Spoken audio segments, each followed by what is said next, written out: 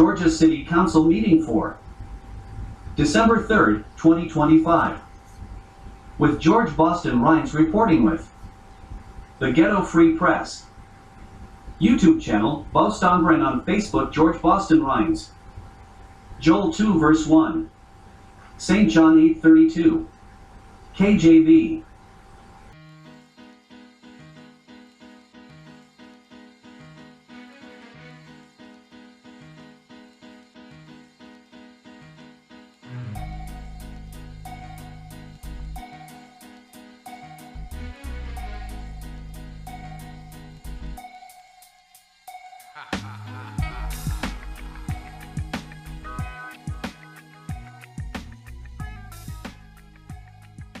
Call this meeting to order. It is 6:30 on December the 3rd, and Mr. Christian's going to do the invocation. After the invocation, we'll stand for the Pledge of Allegiance. Holy righteous Father God, we thank you right now, God. We come to your throne, Father. We're humble, Father God. Now, God, we just ask that you just go to this meeting, God, that everything we've done recently and in order. And we ask to pray in your Son Jesus' name. Amen.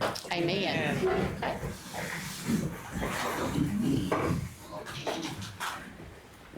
I pledge allegiance to the flag of the United States of America and to the republic for which it stands, one nation, under God, indivisible, with liberty and justice for all. Okay, be seated. Thank you. All right, do I have a motion to approve the agenda for tonight, the adoption of the agenda? So moved. All right, thank you. Second? All right, all in favor? All right, we do not have minutes from the last meeting due to a computer glitch at the office. So we're gonna skip over that tonight and move right into the mayor's report, which is really short and sweet also. We are having our Christmas program December the 4th, which is tomorrow night at the Courthouse Square. We're gonna have people singing. We've got Santa Claus. We're gonna have the train that we had last year that the kids can ride. We're gonna have it set up. We're gonna have the horse and buggy rides to go down North Court Street. It'll be coming back up North Court Street. So we're doing like 3 blocks with that. I think we're gonna have snow. And then, like I said, Santa Claus, of course, is gonna be the main attraction. We'll have a little program to start off with prayer and the invocation and the pledge also. And then we'll have a little story, and then we'll have, like I said, the activities. There'll be a couple of vendors set up. I understand that the dough wagon's coming. They're a pizza vendor. I'm not sure who asked who do what, because I'm not in charge of that part of it. But the local businesses will be open. They're gonna have letters with Santa. They can go to the Camellia City Coffee Creamery, and write a letter to Santa Claus. They're gonna have the mailbox to put it in. And then, like I said, the kids, that'll be before the program. The program starts at 6, or activity or event, whatever you wanna call it. It starts at 6 and it runs to 8, okay? So bring your family, bring the grandkids, bring the kids, come see Santa Claus, go write Santa Claus a letter. We're gonna have cookies and hot chocolate for the crowd tomorrow night. And I think that's about it. I can't think of anything else. I don't think anybody else in here's been on that committee with me. But we've got that tomorrow. Then on December the 18th, we have the 3rd Thursday downtown. There'll be some vendors set up. If you need to call and get yourself put in, if you want to be a vendor, you can call Nick Hampton. If you need his number, you can call City Hall. We can get it for you, and we'll let you know, okay? We'll be glad to set you up if you want to set up on the streets and be part of the downtown activities. My other thing that I have tonight, I'm going to get the police chief to do a report for me before us, and then I've got the fire chief. So Chief Lawrence. All right, thank you, Mayor. Quitman Police Department, we have several events coming up this month. Our first one is this Saturday, Hugs and Mugs. Hugs and Mugs, it will be located at the BC3 Fairgrounds out here from 5 p.m. to 8. It's a movie. We have a big projector movie for the kids, some hot chocolate, and Grinch and possibly Santa Claus What day? this Saturday, 5 to 8 p.m. I've got it. Already got one. Say it. Someone may be playing Santa Claus. Something is. Yeah, but the Grinch will be there too, so you need that duo. December 13th, Crime Hall meeting, in this building right here, 11 a.m. to 12 p.m. Any type of crime issues we may have in the community, please show up and let's talk about it. Let's see how we work together and, suppress this, the crime that we may have in our communities. That's December 13th. December 22nd, we have Coffee with the Cop at Committee's Creamery from 9 a.m. to 12 p.m. That's a Monday, the week of Christmas. So come on out and we can have a conversation over some coffee. There also, you meet the officers, deputies and police officers, possibly surrounding areas too, and have a conversation there. Training and certification, all of our police officers at the police department are up to date on this, the annual trainings and certifications. We have one cadet that's in the academy. He graduates on the 19th of December. And following this actual police academy, we'll have 3 or 4 more going into the January academy. So we'll be well over our limit of officers, certified officers, that is. And crime suppression areas, Bartow, Barnes, Jefferson, and Madison, we've put a heavier presence in that area due to complaints and suspicious activity. For those that are wondering if you see us riding through kind of extra on those roads, we put extra patrol out there in those areas. That's Bartow, Barnes, and Jefferson, and Madison. Shoot. And that's all I have. There. Okay. What is the blanket thing? The hugs and mugs. Oh, is that when you do the blankets? I'm sorry, yes, we still have the blanket, what is it called, the stuffed animals and blankets. That's all the way up to the 12th of December. So if you have any blankets or stuffed animals, please drop them off in a big box at the police department. It's going on until the 12th. That is, we're teaming up with the Child Advocacy Center out of Bad Austin. The police department is teaming up with them to gather some. What are those streets again that you mentioned? That's Bartow, Barnes, Jefferson, and Madison. Okay. So yeah, the teddy bears and the blankets, if you have any of those, please drop them off at the police department Monday through Friday from 8 to 5. We'll greatly appreciate that. Going to a good cause. That's what we have with that. Is that it? Yes, ma'am. Thank you. Yeah. Now, are you still going to full cycle training? Yeah, well, the kid right now is in Forsyth because of the Tifton the Academy started early and it was a waiting list. Right. We finally got him into the Forsyth Academy that was that started later, and that's why he graduated in December. Okay. Now the 3 or 4 that's going on in January definitely be Tifton. So they 8-man. get the same certification until Oh the yeah, end? absolutely. Yeah, they spread around Georgia pretty much, but that's close to us. No one traveling too much. Okay. Tifton is easy to drive for us, and that help them be able to focus more Right. on the academy. So And how long is the academy now? It's extended, 4.5 months. 4.5 months. It used to be 3, 11 weeks. 11 weeks, yeah. So more extensive training. The climate of policing, you know, it's tough. Of course, we get complaints and the things that you see on TV. This is the long extended training is to prevent those issues that we see on a regular basis. So yeah, that's why they boost up the time Okay. All right, thank you.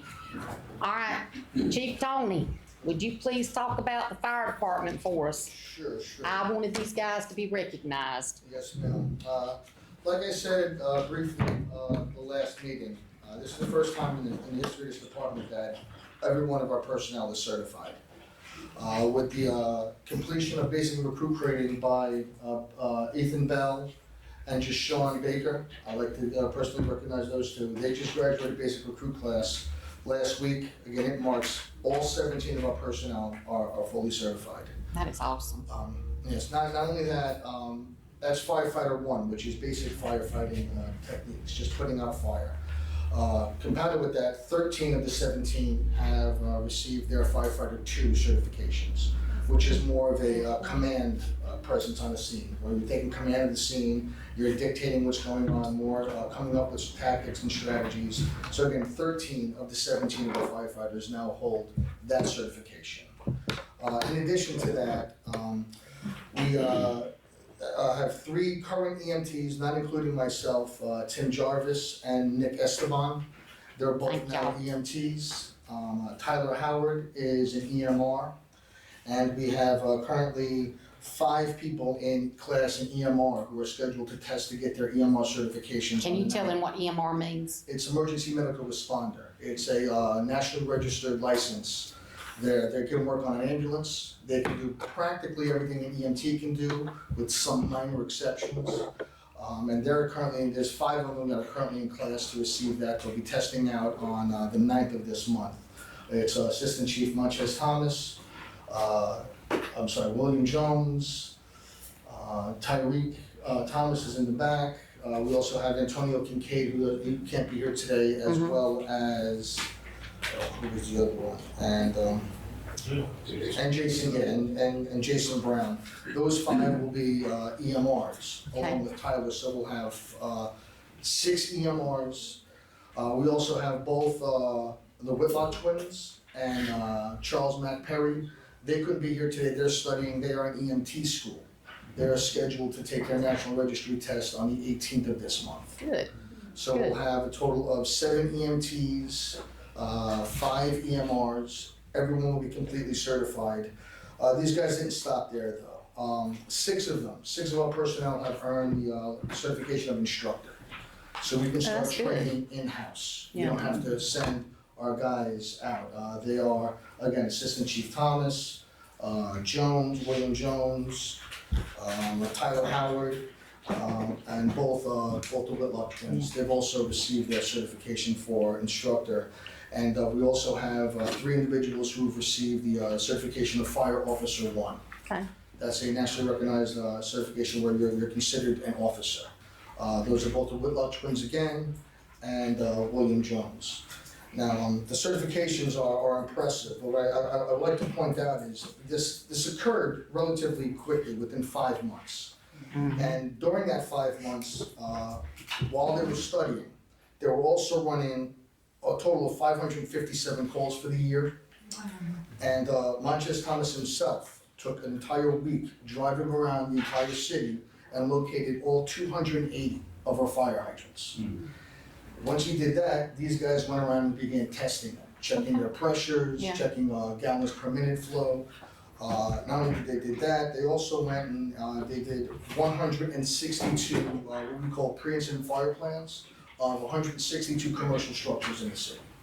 So with the exception of maybe 3 or 4 churches that we just can't seem to find anyone to contact, every commercial structure in the city has now got an extensive pre-fire plan, which is a layout, of modes of egress, entrances and exits, any hazardous materials that might be on the premises, a complete diagram of the facility. And I have to say, they did all that while earning these certifications. So I could They've not been be busy, prouder. yes. Y'all applaud y'all guys. Y'all should be proud, and I'm gonna tell you, we appreciate it because EMS is struggling, and we know that as far as ambulance services and stuff, and it's nice to know that y'all are back up now. Now we can be back up. Y'all can do this. Before, we couldn't do anything but stand there, so it's nice. I'm proud of y'all. I am very proud. Thank you for letting me go first. I know, right? Exactly. But I'm telling you, we had an incident at the school earlier tonight. I was out there helping my daughter with something, and we had a child that had a seizure, and we had three officers, firefighters that came, and we had the ambulance showed up right after that. So they beat them there. It's just nice to know that when you guys respond, that you know that we've got it. So I appreciate y'all. I wanted everybody to know and recognize y'all, because y'all been working hard this, what, 5 months it's been, 6 months? Since just, Yeah. I started in June, but they really didn't start getting to work until mid-July, Yeah. so. Y'all are motivated, proud of it. Thank y'all very much. Okay, anything else, Chief No, Tony? that's it. Okay, all right. City manager. thanks to Chief McGee, Tony. I think we need to give him another applause. I do, I really do, I'm proud. I think building up our numbers for the fire department and for the police department has been something we've been struggling with for several years, and it's finally happening, and you guys, I like to see all you young guys in the fire department, that's nice. I'd like to see some young women, but we'll work on that too. But anyway, thank y'all, and then the police department too. All right, do you have anything else? Yes. Okay. The audit report is moving along fine. They're in 2020 now. So what we will do moving forward, we're going to start posting the status of the audit on our Facebook page. So you'll see, for more transparency, you'll see what the status of that audit is. Remember, the audit is very important. You hadn't had one in 5 years. Right. Once the journey doesn't Yeah. end there. Yeah. Once the audits are complete and the books are put together, then an auditing firm, other than the firm that we're using, will audit the audit's work, okay? The accountant. So, then once that's done, that audit is forwarded to the state of Georgia. And hopefully, prayerfully, we can start getting grant money. That has hurt this community when you're talking about roads, infrastructure, those kind of things that impacted. I can't count the amount of money that we've lost. Like, if you're familiar with LMEG, that's each day taxes are collected to fix your road in the city, but you can't apply for it because your audits are not up to date. Once that's done, then you can move forward, and you must move forward aggressively because your infrastructure. And don't feel bad, you're not the only city with that problem, okay? There's a lot of cities in Georgia that are behind because of the infrastructure. You can go online and see that list too. That's it, man. Okay, all right, thank you. All right, One question, please. yeah, Okay, concerning that 2018 audit, now since that's completed, so what would the city, be able to go ahead and the funds be released to the city that you get? No, we got to apply for grants. It won't be released until you got to apply for the grants. Once the audits are submitted. They completed in order for it to file for, right? Right, they have to be completed. All right. Once they're completed, they're forwarded to the state, and then we can start applying for grants. Okay. We can't apply for any grants until those audits are completed and forwarded to the state. Okay, you say no audits with an S on the end. So we got 2018 and 2020, all they got to be completed before we get, audit. Right. Okay. yeah, because the accountants are doing the work to get our audits together, so we Right. can get them approved, and then it goes to the state. Okay. So, yeah. Still using the same company? Yes. Changed? Mhm. Okay. Yeah. All right. Yeah. We just talked to them today. I want the citizens to understand something. Once, Do you need to say? if you go back and look, Okay. I was here 5 years ago. When I came back, the only somebody that was still there was Linda Morrison. Yeah. Correct me if I'm wrong. Is that correct? I- At I admin. think, She was the only somebody that was still there. She didn't have nothing to do with the books. right, All the billing, people that were in billing, they were gone. The city clerk was gone. The person in finance was gone. You cannot have turnover like that and have your books in order. You just can't do it. yeah. Okay. Okay. All right, open to the public. Anybody got anything they'd like to ask or say or report or? I can see a hand back there, but I can't, no, just step forward a little bit. All right, thank y'all so much. This is a two-part question, and I'm gonna hold you long. I do want to get some clarification on your report related to the audits, because you used the terminology interchangeably. The records that had to be reconciliated have been completed up to 2020, No, 19. 19. 2019, you're in We're working on- 2020 now. Right, we're working on 2020. My question would be, have the records for 2018 and 2019 been submitted for audit? No. Okay. No. That's the question for that. And then also, do you have a timeline in terms of, do you intend to complete all the reconciliations from 2018 up into the present before you submit them all for audit? Or do you plan to work on that in stages? That's a good question. I'm gonna leave that to the auditing firm when they're ready, when they say, Mr. Burns, you can go ahead and start. They lead that process. Yeah, let them lead the process on that. Okay, so we don't have an answer for that as of yet. Well, kind of, because we're letting the audit firm who previously you out of Macon, I can't think of the name right, Malden and Jenkins. Yeah, and we'll let Malden and Jenkins decide. We're in communication with them when they want to start auditing those books. And then finally, my second question is related to a request that we made earlier this month, and I already know that Ms. Walker has communicated with me. I just want it on the record. We submitted a request in question about the T-Splosh money that was removed from the T-Splosh account for transportation projects.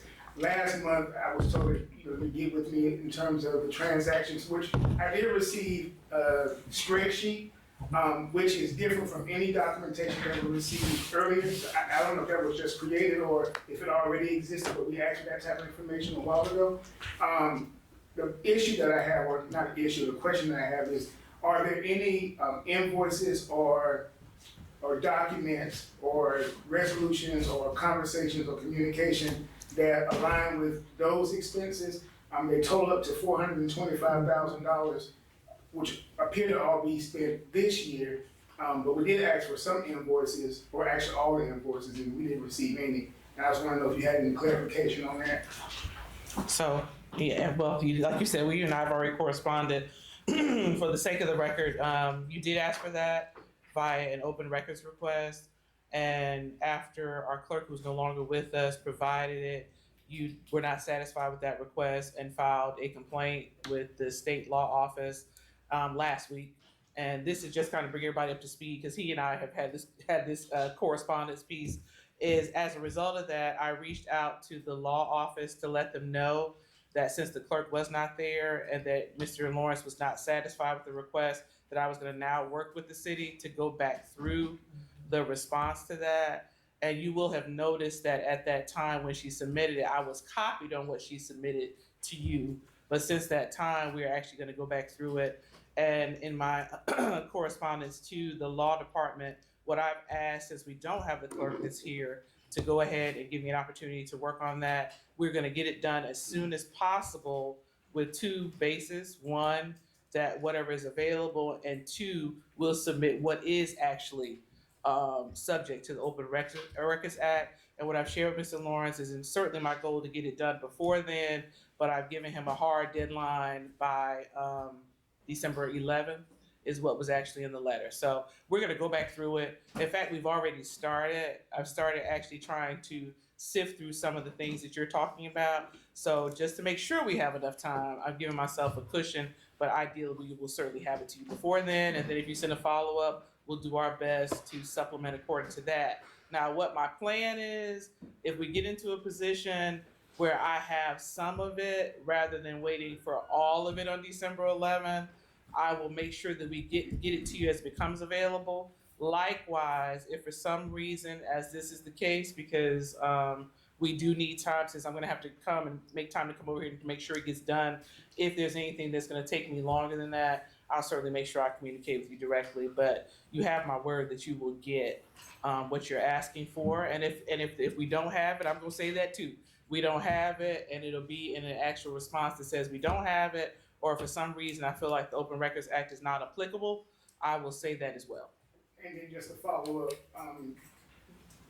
because I could be wrong, these invoices and receipts that are, supposedly with the spreadsheet, are those documents that are generally needed to satisfy reconciliation reports, even in the present time? I know we're still working on 2020.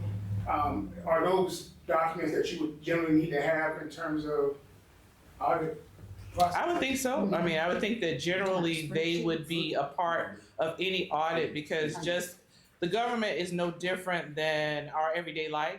If the IRS knocks on our door and say, hey, you're up for audit, we all know you better be able to at least produce receipts or correspondence to kind of coincide with that. Now, by no means am I an accountant, but I think the same everyday principles apply. But also keeping in mind too that sometimes you're saying invoices, and sometimes invoices are not necessarily invoices as much as they are contracts for payment. So if we have a contract for a certain service, let's say with road work or something like that, particularly if it's something smaller, there may be a contract that indicates, okay, well, this is what work is being performed and for this time frame, and your receipt may more or less be a check as a part of that payment versus a separate invoice, because the contract represents the terms, represents what the payment is going to be, and those things vary. And sometimes with the city, the other thing is too, they're middle parties. So for example, we have engineering firms that we work with, and sometimes we're working with engineering firms, we're hiring them and they're actually handling the specifics of that, and we're making sure that those things are remitted. So there's a variety of circumstances. I'm not saying there's not an invoice for it, because obviously I need to go one by one based on the sheet as well as any contracts, but just kind of keeping in mind that sometimes there may be a bill for something. For example, we had a contract, a pretty large contract with ESG.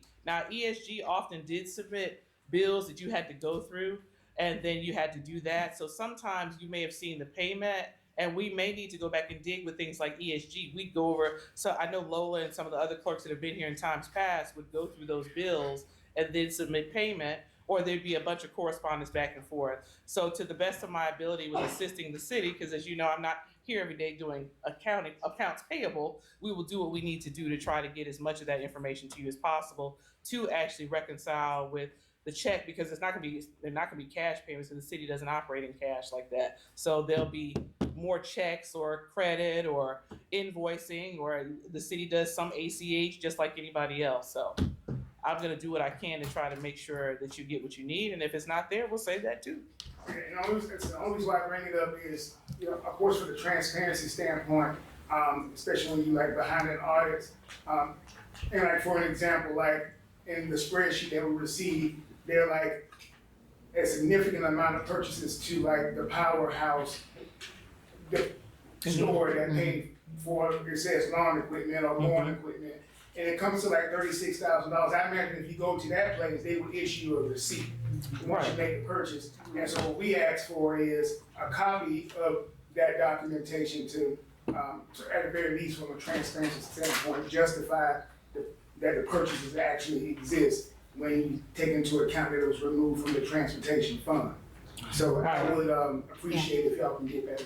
And there's going to be a lot of things, like for example, some of the things I saw on first glance, Deep South is our sanitation. Yeah. But as you know, with the hurricane last year, Deep South did extra work that was related to debris removal. Some of that debris removal was from the roads and things like that. So even on my first glance, I started to notice things like that. Then we had RPI that were doing certain road projects. So I will do, because you see Deep South on its face, you think, well, that's a sanitation company. What are they paying them for that? They do sanitation.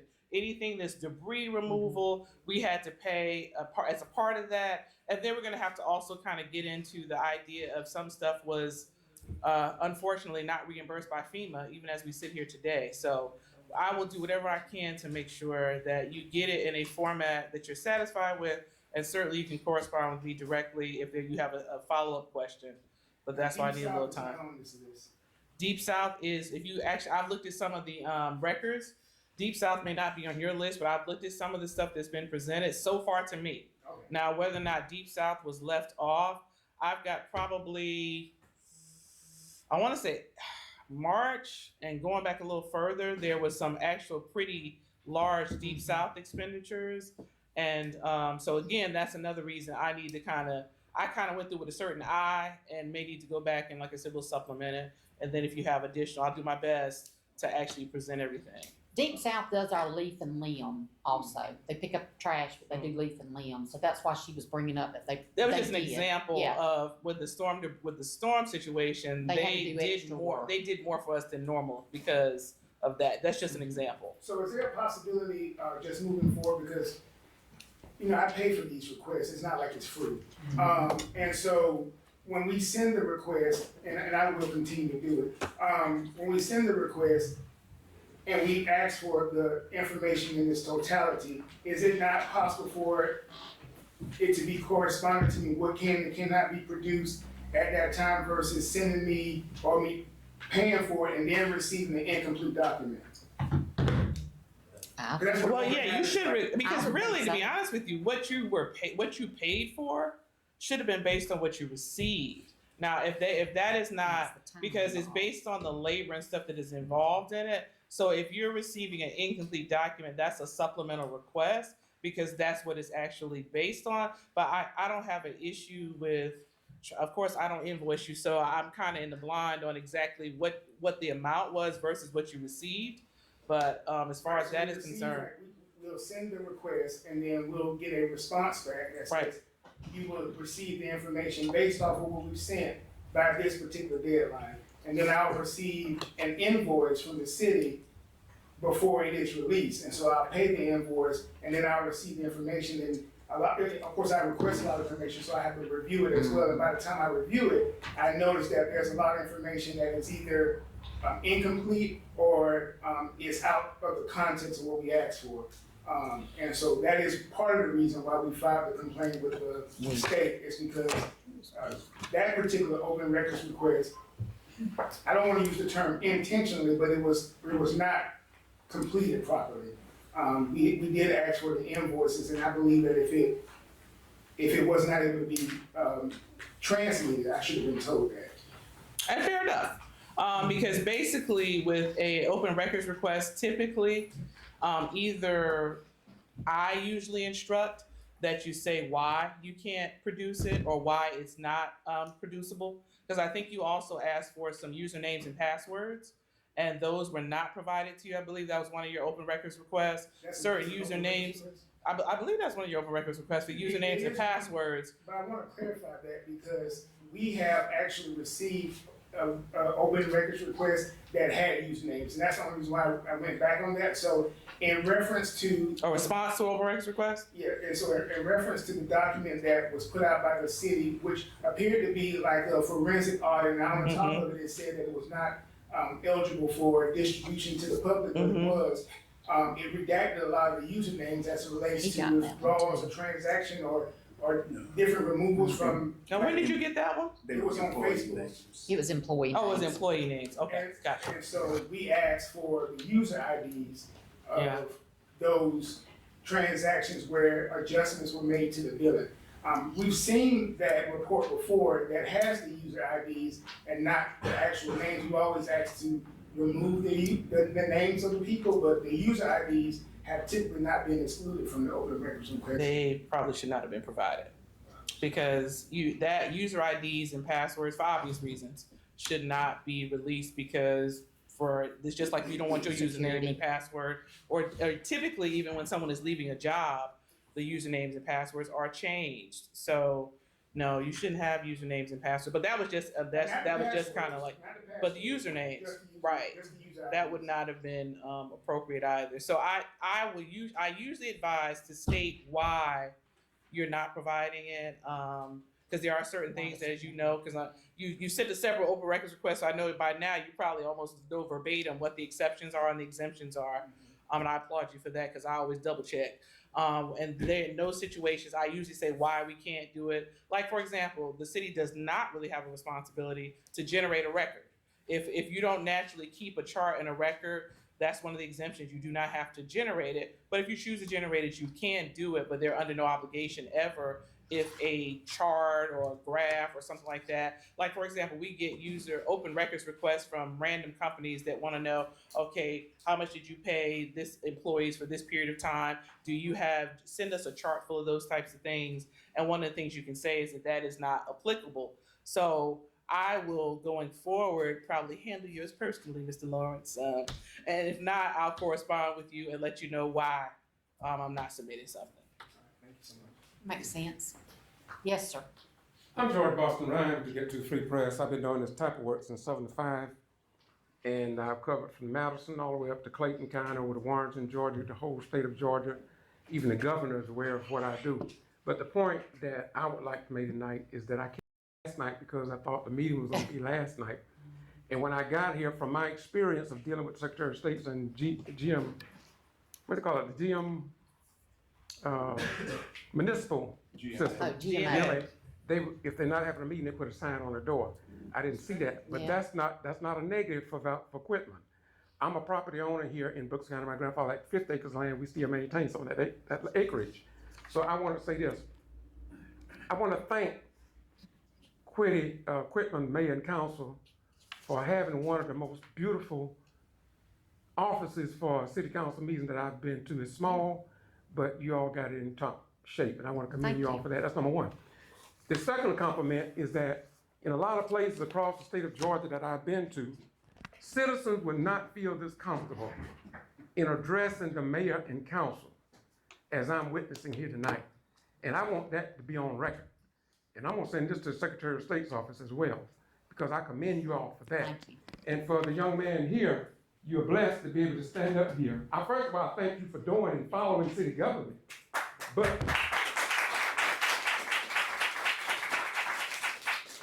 But I will assure you, from my experience of doing this, if you go to Boston G.B.R, my YouTube channel with over 2 million views around the world, you would not be able to ask a question to the mayor and council and get an answer back tonight. They would have to call you in and they would say they say they will, and many of them never do. So you blessed to be able to speak that long and not to be shut down or have the police call on you. And I've seen that done in other areas. I'm happy about the number of people that I see here. Now might be because of the 2 presentations you had tonight, but nevertheless, I commend the citizens. This is what it's all about, our city government, and this is what's gonna keep our democracy strong. Is when the citizens get involved in city government. And I want you all to know I'm about to take my seat. And the reason why I'm gonna do that, because most cities that I go to, they only give me 2 to 3 minutes. And that's for everybody. No matter how hot your issue is. Now, some cities will even allow you, if the council vote on it, to give you a couple of more minutes. But I don't need them to give me a couple of more minutes. I just want to say, my purpose in standing tonight was to accomplish, because I've been to y'all meetings before. And if you put the Getto Free Press in YouTube or Facebook, you'll see many videos I've covered in Quitman, including the Quitman 10+2. I have more videos in Quitman 10+2 than anybody in the world. So I've been on my job, and I don't want to take up much of your time. I want to thank you all, Mayor and Council and Attorney. Keep it the way you got it going. And City Manager, we appreciate it. And I believe the citizens of Quitman should appreciate you too. Thank you very much. Thank you. Appreciate it. Anybody else? Ron, they need to do it every month, not just one a year. That's right. Tell him you come all the time. He needs to too, right? Once a year. God bless you, my dude. Thank you very much. Thank you for your support. I explore the presentation that your man gave, but I got another question. Okay. Concerning, I'm going back to the audit again. You said if the audit is not complete, question is, I see a fleet of vehicles that y'all have purchased. So now where did that money come to purchase all these vehicles I see in town? This question. You want me to address that? No. Yeah. You remember, you gotta look at it from this standpoint. ESG left. They took every vehicle they had, they took it with them. So how are my guys gonna get around to service you as a citizen? And we're And gonna quit. when they left, their budget left $1 million in our budget. Because I didn't have to pay them $113,000 a month. So that Multiply 113 times 12. So That's that $1 million $1.3 million. satisfied the loan amount to purchase all these vehicles, or $1 million? No, we didn't, We no, don't purchase. we don't purchase, we pay. Lease. No, we don't lease, those vehicles that we bought, they paid for, they owned by the city equipment. Yeah. I said purchase, he said lease, we purchased. I think I might have said lease too, but we do have some lease vehicles Yeah, too. police We department. do. The police department is leased. It's a lease. Yeah. Yeah. Police So- department vehicles are leased. Yeah, But the other vehicles you see out there, they're owned by and the city. Mr. Christian, too, if you have more questions concerning some of this, you're welcome to go meet with him on this, because like I said, you're fixing to be coming in to the commission. And if you've got these questions, you need to know the answers before you come to the meetings. And so I encourage you to talk to Mr. Burns about it and let him give you some of this information, because there's a lot that's out there, but too much to cover in a meeting tonight. Yeah, I got you. But when the citizens come to me and ask me about this stuff, and that's what I was elected for too, to get an answer. You do. That's what I'm gonna be doing. Yeah. I appreciate y'all time, really do. Yeah. No, but like I said, you're welcome to come talk to him. There's a lot of things that have changed since you've been in office. And we need to tell you the changes and let you be up to date on all that. Okay. So, I mean, you're welcome to come talk to Mr. Burns Okay. and get the information. That's right. Yes, sir, But Mr. the other Christian. got something for y'all. Oh, Lordy, all right, the other Mr. Christian. Since y'all on this vehicle thing, I'm kind of puzzled now because evidently the law has changed or what? You can ride in Quitman, all over Quitman, in the city streets, you can see a ATV, you can see a side-by-side, Oh, that's you a can good see a golf cart, all on the city street. Is the law, the requirements for vehicles have changed or what? I don't know this. I know we're considered a golf club, golf cart community, but I mean, how does that work? Ordinance, if it's part of the ordinance, based on, every city has their own. We'll have to look at that restrictions ordinance. When it comes to four-wheelers and side-by-side, and all Mhm. that, even the golf carts. There's a small, we do have this golf cart, I don't know what they call it. I don't know what to call it, but they have a sign now, they're pretty much saying that it's, they're allowed to ride and drive golf. Supposed to be a But, maximum 25. Yeah, yeah, when it comes to the four-wheelers, we have to check the ordinance Okay. for that for sure. and they gotta have like lights and stuff like that, right? Yeah, I mean, it can't be considered as a vehicle, Mm. it's rules and restrictions behind it also, so yeah. Okay, so let's go back to the ordinance. I'm gonna go to the attorney. oh, Lord. We talked about a year ago, like these small houses. I'm interested in getting a smaller house, and I wanna be able to hook city water and lights up to Oh, it. the tiny You got- house. Tiny you house. got plenty of them around here now, they probably got lights to them, but they got it hooked up to The person in main front. house. In the house, yeah. The tiny houses that's zoning. So we've gotta look at, an ordinance for tiny houses. And it actually has been discussed before, which is not so much the attorney part of me, Mr. Christian.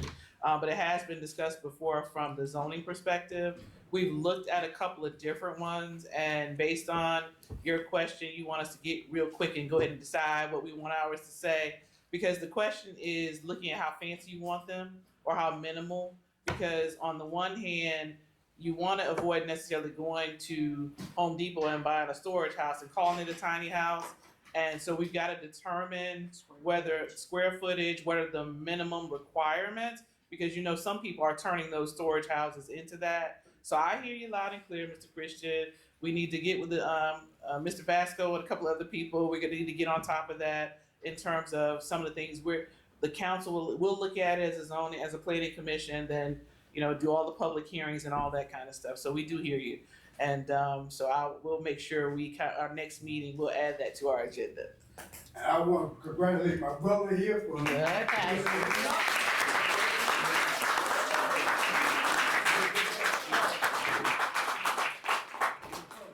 All right.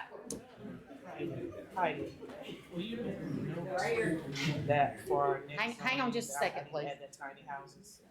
Okay. Okay, all right, who? Hey, girl. And we First some month, of it in the work same session. problem. Vines on the wires, street light is not back on the pole. UPS man was at my house last week and backed out, pulled one of the wires down. Oh, Lord. I think it's like an old cable wire, but the wire is down. No light, vines still on the wires. That's why the wires are hanging low, because the vines have them, droop down. So and this young lady here, I think she took my name and Yes. last month, still no results, third month. I thought Isaac went. They're, if I'm not mistaken, I talked to the electric guy, they're not electric wires, they're they're telephone wires. Okay, They're telephone company wires. We don't have any, okay. we don't have, and I'm trying to, I wouldn't get even with know who my- to call. I think the way we're gonna have to do it is to get our code enforcement guy to start writing a letter about the wires we clean, cause this year we clean ours. So they should be asked to, very politely, to clean theirs. A lot of those, what you're seeing now is, or telephone wires. But still, yeah, we're gonna come out there and check, because they're, but I had Isaac go out there and check your situation. He said they were telephone wires. Yeah. Okay, but now this wire just came down and Yeah, I'm I'm gonna send him out there. But does that have anything to do with the vines that are on the city wires? And then Are they that our city tree wires? that where it's dead, Don told me the people was in the area cutting They were. on Jefferson Street, They were. which is right Yeah, they were. connected with Bartow That's why they Street. were here cutting. That tree is still there also. Just We'll go look at it. make it look. Yeah, you need to see what tree that is exactly too. But yeah, they were cutting in that area, so. Right. Did you say you had a light out still too? Did you say you have light out still also? When, Or during no? the storm tore the, street light off of the poles. Oh, okay. And they never put it back up. I was told maybe 6 months ago that they had to order something. Yeah, we've had to order And a I've been bunch. here, Yeah. for 3 months straight and Okay. was told that it was gonna be Give her- taken care of. Give her You your got ad- it, Amber? Give her your address. Yeah, I spoke with her last month. Yeah. Amber, go ahead and text Isaac right now. Okay? Tell him I need him to send somebody out there to that location right now. Okay? All right? Well, it should have been. You're welcome. All right, anybody else? Cause Tom. I'm gonna make it quick. Okay, Had on to her okay. again this month. Y'all did get the wires off of Bay Street, and I congratulate you on that, because they've been down ever since the hurricane last year. I don't think they was y'all, whoever the wires. They're gone. Crossed the roadway, and they finally got cleaned up, so I commend y'all for that. Thank y'all for all council members for a great 2025, looking forward to a great 2026, because as city manager just says, we need community development block grants in the Yes. city of Quitman. It's been a long, long time. $500,000 don't go far, but we got to start. We got to start getting some grants for these dilapidated houses. 1 million. 1 We million. got to. 1 million. President Jimmy Carter, Habitat Humanity houses, Mm-hmm. we need that. We've lost that for several years. I have seen Valdosta reap from that the last 20 years, okay? So, thank y'all for y'all's service. Also, I want to say that the stop sign at Dry Lake Road and Webster Road has been replaced. Thank you. Thank you, appreciate it. Okay, anything else? Cause we've got an executive session, we've got to do executive session tonight. So has anybody got anything else before we close out the general meeting? No, everybody good? Okay. All right, so, what? Oh, okay. All right, so it is 7:17. Do I have a motion to adjourn? So moved. Thank you. Do I have a second? Second. Thank you. All in favor? All right, we're gonna go into executive session after this, guys. Thank y'all.